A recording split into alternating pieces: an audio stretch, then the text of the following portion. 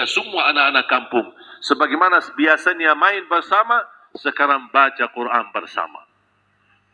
Ini sebuah anugerah, wallahi jamaah sekalian, anugerah yang tidak dimiliki negara Arab. Ini kita sendiri diberikan kemuliaan di sisi Allah. Makanya kita berdoa. Allah subhanahu wa ta'ala tidak menunggu kita yang menolong Al-Quran. Allah sendiri akan mampu menolong Al-Quran. Tetapi kenapa kita mau terlibat? Kenapa kita memperhatikan Al-Quran? Karena kita yang akan dapat balasannya. Kita yang akan dapat ditolong Al-Quran. Contoh, kalau kita berkenan memperhatikan Al-Quran sebagaimana firman Allah di surah Al-Waqi'ah ayat 77. Innahu laqur'anun karim. Sungguh Al-Quran itu sangat mulia dan memberikan kemuliaan. Apa kemuliaan yang dijanjikan oleh Allah melalui Al-Quran? Setiap satu huruf 10 kebaikan. Setiap kita baca Al-Quran mendapatkan syafaatnya Al-Quran. Belum lagi naikkan darajat kita di sisi Allah subhanahu wa ta'ala.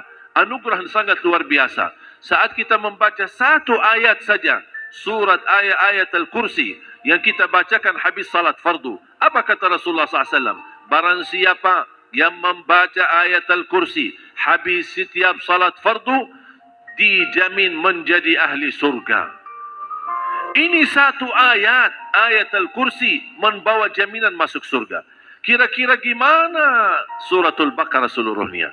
Gimana 30 juz Al-Quran menjaminkan kita bahagia dan selamat dunia akhirat? Kalau kita berkenan berteman sama Al-Quran, memperhatikan Al-Quran, akan Al-Quran membalas kita, membalas kebaikan kita. Contoh, kita hanya berkenan menjadi teman sama Al-Quran di dunia, Al-Quran akan jadi teman kita di dunia. Al-Quran akan jadi teman kita saat sakratul maut. Al-Quran akan jadi teman kita saat di dalam kuburan menghadapi mungkar nakir. Al-Quran akan berkenan temani kita saat kita dibangkit oleh Allah hari kiamat. Al-Quran akan temani kita saat dihisab. Al-Quran akan temani kita saat kita jalan di atas sirat yang begitu panjang perjalanannya. Sempit juga, sangat tajam, tapi diberikan pertolongan Allah dengan cahaya Al-Quran. Apakah sampai ke pintu surga Al-Quran melepas? Tidak. Al-Quran masih berkenan temani kita sampai masuk surga. Apakah begitu masuk surga Al-Quran tinggalkan kita? Tidak. Masih Quran menemani kita sampai naik ke derajat tertinggi di dalam surga Allah. Makanya kata Rasulullah SAW, kalau ahlul Quran masuk surga, Allah minta sama mereka, bacalah, naik derajatmu dan tertil sebagaimana kamu tertil di dunia, karena derajatmu di dalam surga sebagaimana sesuai bacaanmu di dunia. Baca, naik, baca, naik, baca, naik. Makanya kata Siti Aisyah radhiyallahu anha, jumlah tingkatan dalam surga Allah sesuai jumlah ayat Al-Quran. Oleh karena itu tidak ada yang lebih tinggi di dalam surga Allah daripada ahlul Quran. Banyak kemuliaan. Hanya diminta kita sebentar menghabiskan waktu sama Al-Quran. Saya tidak minta Bapak Ibu 24 jam baca Quran. Saya tidak minta Bapak Ibu seperti Imam Syafi'i baca Al-Quran sampai 2 kali setiap hari khatam di bulan suci Ramadan. 60 kali dalam satu Ramadan Imam Syafi'i khatam Al-Quran. Saya tidak minta anda khatam Al-Quran dalam waktu 10 jam.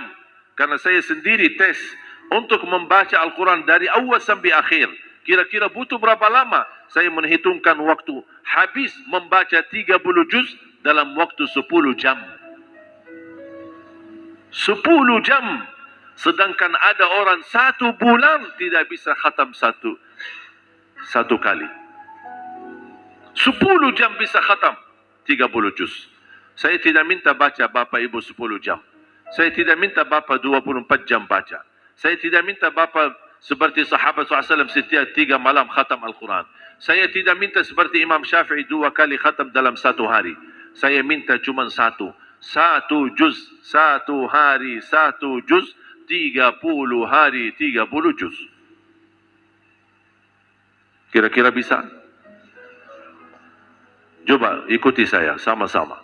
1 hari 1 juz, 30 hari 30 juz.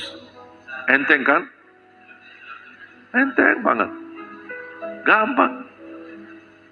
Kemana saja pergi itu aja dibaca. 1 hari 1 juz, 30 hari 30 juz.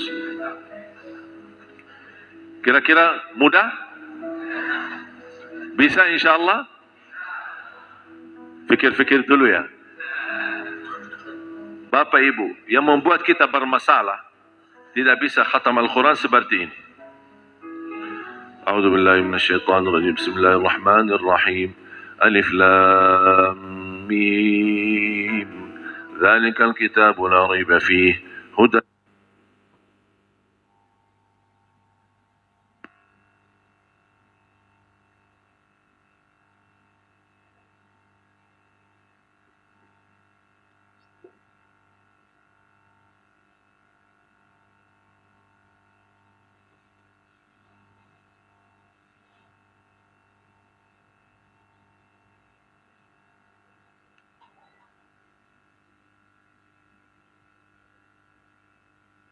لا ريب فيه هدى للمتقين الذين يؤمنون.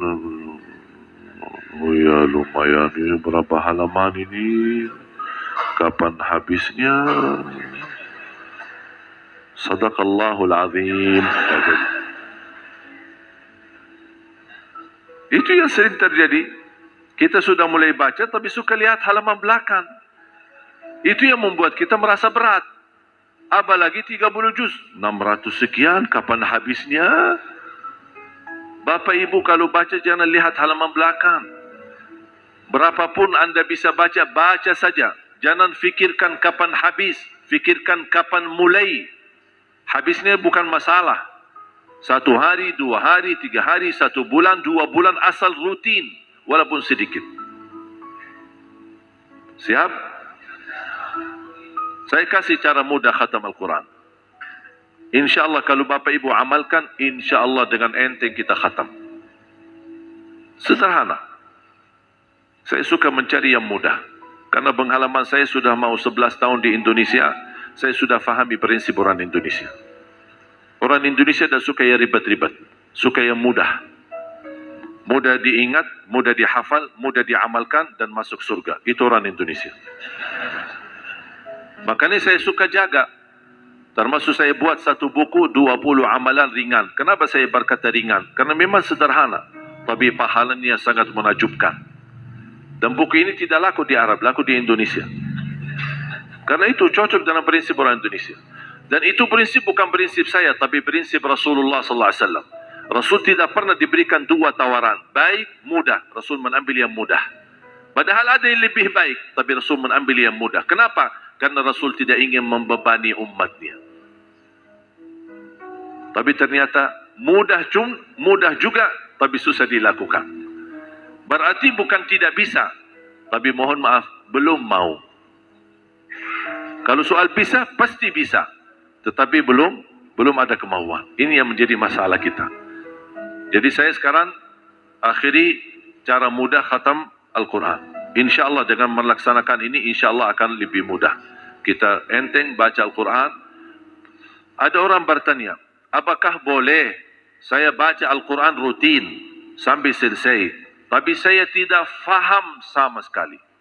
Saya hanya baca bahasa Arabnya, tapi saya tidak ngerti isinya. Saya tidak baca terjemahannya. Boleh enggak saya baca walaupun kita khatam sampai saya tidak memahami isinya? Saya jawab, boleh membaca walaupun tidak mengerti sama sekali isi Al-Quran. Kenapa? Buat apa saya baca kalau tidak faham? Untuk meraih setiap satu huruf 10 kebaikan. Tetap dihitung setiap satu huruf 10 kebaikan walaupun Anda tidak faham sama sekali isi Al-Quran. Kalau bisa faham, bisa hayati, bisa amalkan, lebih tinggi lagi pahalanya. Lebih besar lagi karunia Allah Subhanahu wa taala. Oleh karena itu, ada dalam bahasa Arab, kalau tidak bisa lakukan semuanya, jangan tinggalkan semuanya. Artinya, kalau tidak bisa baca Al-Quran sama artinya, jangan tidak baca Al-Quran sama sekali. Oleh karena itu, ayo kita mari sama-sama menjaga. Cara yang pertama, metode yang mudah untuk khatam Al-Quran. 1 hari 1 juz, 30 hari 30 juz. Gimana Bu? Sama, sebenarnya kalau kita fikirkan, sama HP berapa jam?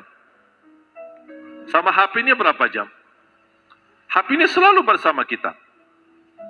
Ketika mau tidur, terakhir yang dilihat HP. Pertama ketika bangun, yang pertama yang dilihat HP. Kemana saja kita pergi bawa HP. Sambil masuk ke masjid bawa HP. Tak bisa kita tinggalkan. Bisa kehilangan HP, stres. Kehilangan istri, biasa-biasa aja.